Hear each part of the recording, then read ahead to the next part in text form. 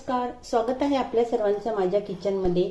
आज आपण बनवत आहोत रव्याची तोंडात टाकताच विरघळतील इतकी खुसखुशीत बिस्किटं। आणि ही बिस्किटं आपण बिना मायक्रोवेव्हची बनवणार आहोत।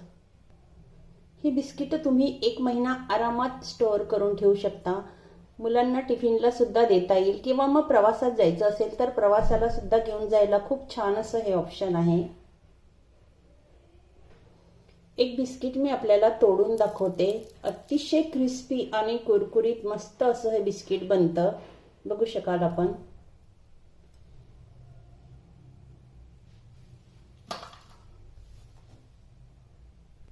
आपण पण ही रेसिपी नक्की ट्राय करून बघा। इथला आहे मी 1 वाटी रवा, जाड घ्या किंवा बारीक घ्या, कुठलाही घ्या, मिक्सर मधून काढायचाच आहे। मी हा बारीक रवा घेतला। मिक्सरच्या भांड्यामध्ये रवा टाकून घ्यायचा। अर्धी वाटीला थोडीशी मी कमी घेतली साखर, तुम्हाला जर अर्धी वाटी घ्यायची असेल तर अर्धी वाटी घ्या। गोड तुम्ही थोडं तुमच्या मनाने कमी जास्त करू शकता। 4 हिरव्या वेलची घ्यायच्या। अगदी थोडंसं 2 पिंच मीठ घ्यायचं। झाकण लावून आता मिक्सरला हे फिरवून घ्यायचं, बारीक करून घेऊया। एका बाउल मध्ये हे काढून घेते। यात टाकते मी 2 मोठे चम्मच साजूक तूप। तुम्हाला तूप नसेल वापरायचं तर तुम्ही 2 मोठे चम्मच तेल पण वापरू शकता।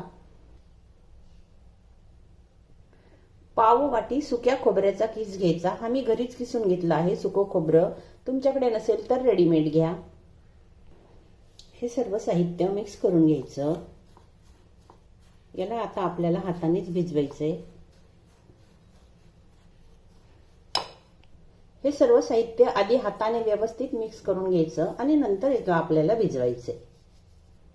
यामध्ये रूम टेम्परेचरवरचं दूध घेतलं आहे मी। हे थोडं थोडं टाकून याला आपल्याला सेमी सॉफ्ट असा आपला डो तयार करून घ्यायचा। थोडं सॉफ्टच असं भिजवायचं, कारण काय होईल, थोड्या वेळाने रवा पूर्ण बाकीचं थोडंसं दूध जे आहे आपण टाकलेलं ते ऍब्झॉर्ब करून घेईल आणि हे घट्ट होईल। यावर झाकण ठेवून याला 10 मिनिट आता रेस्ट करायला ठेवून देऊ। 10 मिनिट झाली। 10 मिनिटांनंतर आता आपण याचे बिस्किट बनवून घेऊ।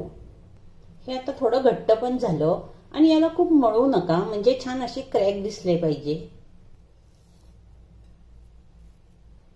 हाताला तेल तूप लावायची काही आवश्यकता नाही, कारण यात आपण जे तूप घातलं आहे ते ऑटोमॅटिक आपल्या हाताला आता लागून जाईल आणि चिपकणार पण नाही। तुमच्या आवडीनुसार छोटे मोठे तुम्हाला जसे आवडतात तसे तुम्ही बिस्किट तयार करून घ्यायचे।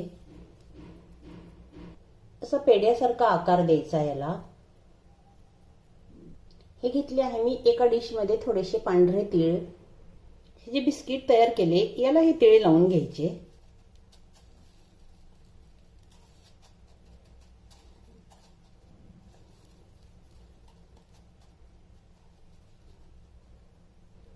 आणि अशाच पद्धतीने आता मी सर्व बिस्किटं तयार करून घेते।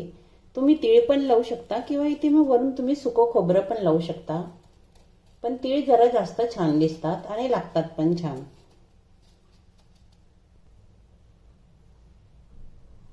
पद्धतीने हे सर्व बिस्किट्स तयार करून घ्यायचे। कढईमध्ये मी तेल तापायला ठेवलं। तेल थोडंसं गरम होऊ द्यायचं। थोडंसं गरम झाल्यानंतर त्यामध्ये आपण आता हे बिस्किट टाकूया। झाऱ्यावर घेऊन सुद्धा तुम्ही हे बिस्किट याच्यामध्ये टाकू शकता। आणि गॅसची फ्लेम मात्र मीडियम टू लोच ठेवायची। हे तळताना थोडेसे तीळ मात्र असे निघून येतील, थोडं तिळाला प्रेस करून घ्यायचं। मी पण केलेलं आहे, पण तरी थोडेसे निघतातच। हे आता गोल्डन ब्राऊन होईपर्यंत याला तळून घ्यायचं, उलट सुलट पण करायचं। हे बघा, पूर्ण तीळ काही निघत नाही, पण थोडे मात्र वर येतात। याला मीडियम टू लो फ्लेमवर तळलं म्हणजे काय होईल, हे आतून कच्चे राहणार नाही। आता हे असे छान गोल्डन झाले, असे गोल्डन होईपर्यंत तळून घ्यायचे। बघू शकाल आपण, मी आपल्याला जवळून दाखवते हे किती मस्त झाले, अगदी क्रिस्पी आणि छान। अशाच पद्धतीने मी आता बाकीचे पण तळून घेते। तयार झाली आपली खुसखुशीत अशी ही बिस्किटं। एकंदरीत 15 बिस्किट तयार झाली. आणि जेव्हा काय होतं, पहिल्या बॅचला एवढी जाळी अशी एवढे क्रॅक येत नाही, पण जेव्हा तेल सेट होतं ना दुसऱ्या बॅचला, तेव्हा मात्र हे असं छान येतं. मी सगळे हे लो टू मीडियम फ्लेमवर तळले. हे बिस्किट 1 महिना खराब होत नाही. तुम्ही आरामात प्रवासात सुद्धा नेऊ शकता.